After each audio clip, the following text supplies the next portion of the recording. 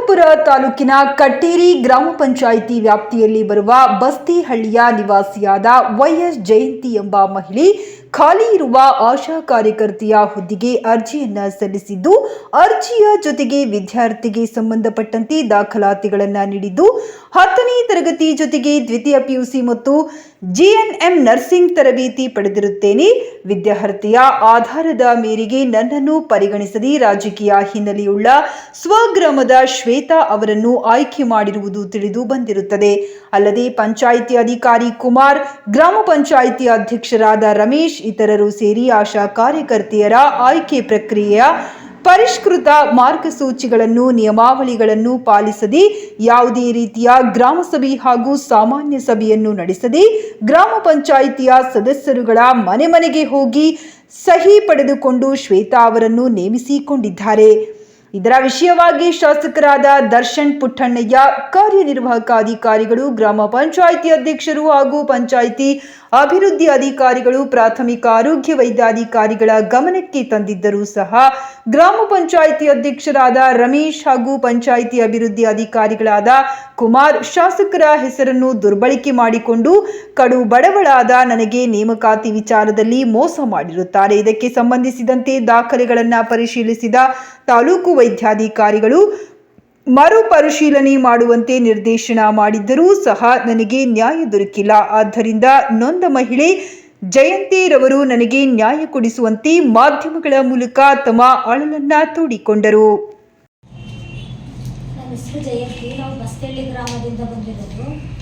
ಬಸ್ತಳ್ಳಿ ಗ್ರಾಮ ಕಟೇರಿ ಪಂಚಾಯತಿಗೆ ಆಸೆ ಕಾರ್ಯಕರ್ತೆ ಹುದ್ದೆ ಖಾಲಿ ಇತ್ತು. ಅಲ್ಲಿಗೆ ನಾನು ಅರ್ಜಿ ಸಲ್ಲಿಸಿದ್ದೆ. ಇಬ್ಬರು ಅರ್ಜಿ ಸಲ್ಲಿಸಿದ್ದು, ಶ್ವೇತಾ ಮತ್ತು ಜಯಂತಿಯವರು ಇಬ್ಬರು ಅರ್ಜಿ ಸಲ್ಲಿಸಿದ್ವಿ. ಅರ್ಜಿ ಸಲ್ಲಿಸಿದ್ದೆ, ಅದರಲ್ಲೇ ಅಂಕ ಇದ್ದಿದ್ದು ನಂದೇ.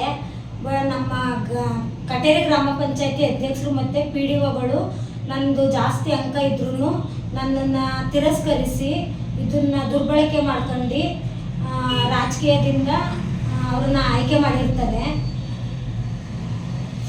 ಆರ್ಥಿಕವಾಗಿ ಹಿಂದುಳಿದಿರ್ತೀವಿ, ಅವರು ಮನೆ ಕಡೆ ಎಲ್ಲ ಚೆನ್ನಾಗಿರ್ತಾರೆ. ನಾವು ಮನೆ ಕಡೆ ಎಲ್ಲ ತುಂಬ ಹಿಂದುಳಿದಿದ್ದೀವಿ.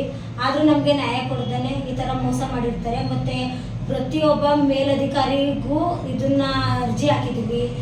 ಆರೋಗ್ಯ ಅಧಿಕಾರಿಯವ್ರಿಗೂ, ಜಿಲ್ಲಾಧಿಕಾರಿಯವ್ರಿಗೆ, ಪ್ರತಿಯೊಬ್ಬರಿಗೂ ಸಲ್ಲಿಸಿದ್ರು ನಮಗೆ ನ್ಯಾಯ ಕೊಟ್ಟಿಲ್ಲ. ನಮ್ಮ ತಾಲೂಕಿನ ಶಾಸಕರಾದಂಥ ದರ್ಶನ್ ಪುಟ್ಟಣ್ಣಯ್ಯವ್ರಿಗೂ ಕೊಟ್ಟಿದ್ದೀವಿ. ಅವರು ನಮಗೆ ಏನು ನ್ಯಾಯ ಒದಗಿಸ್ಕೊಡ್ತಾ ಇಲ್ಲ. ಅವ್ರನ್ನ ಒಂದು 4-5 ಬಾರಿನೇ ಭೇಟಿ ಮಾಡಿದ್ದೀವಿ. ಫೋನ್ ಕಾಲ್ ಮೂಲಕ ಎಲ್ಲ ತಿಳಿಸಿದ್ದೀವಿ. ಆದರೂ ನಮಗೆ ನ್ಯಾಯ ಕೊಟ್ಟಿಲ್ಲ ಅವರು. ದಯಮಾಡಿ ನಮಗೆ ಇದನ್ನು ನ್ಯಾಯ ಕೊಡಬೇಕಂತ ಕೇಳ್ಕೊಂಡು, ಈಗ ಸೆಲೆಕ್ಟ್ ಮಾಡೋರೆಲ್ಲ ಇದು ಅವ್ರ ಮನೆ, ನಾವೇ ತುಂಬ ಹಿಂದುಳಿದಿರೋದು. ಬಟ್ ಅವರು ನಮ್ಮ ಪಂಚಾಯತಿಲಿ ನಾವು ಕಡು ಬಡವರು ಅಂತ ಸುಳ್ಳು ಹೇಳಿ, ನಾವು ಜೀವನ ಸಾಕಾಗೈತಿಲ್ಲ ಅಂತ ಸುಳ್ಳು ಹೇಳಿ ಇದನ್ನ ಬರ್ಸಿ ಸೈನ್ ಹಾಕಿ ನಮ್ಮ ಪಂಚಾಯತಿ ಅಧ್ಯಕ್ಷರು ಮತ್ತು PDO ಸರ್ ಇಬ್ಬರು ವೇಟ್ಗೆ ಭಾಗಿಯಾಗಿರ್ತಾರೆ. ಇದನ್ನು ಸಭೆ ನಡವಳಿಕೆ ಮಾಡ್ದೇ, ರೆಜುಲೇಷನ್ ಮಾಡ್ದೇ ನಮ್ಮ ಬಸ್ತಳ್ಳಿ ಗ್ರಾಮದ ಉಪಾಧ್ಯಕ್ಷರಾದಂಥ ಸದಸ್ಯರು ಅವರು ನಮ್ಮ ಬಸ್ತಳ್ಳಿಗೆ, ಆದರೂ ಅವ್ರ ಗಮನಕ್ಕೂ ತಂದಿಲ್ಲ, ಅವ್ರ ಸೈನೂ ಇಲ್ಲ.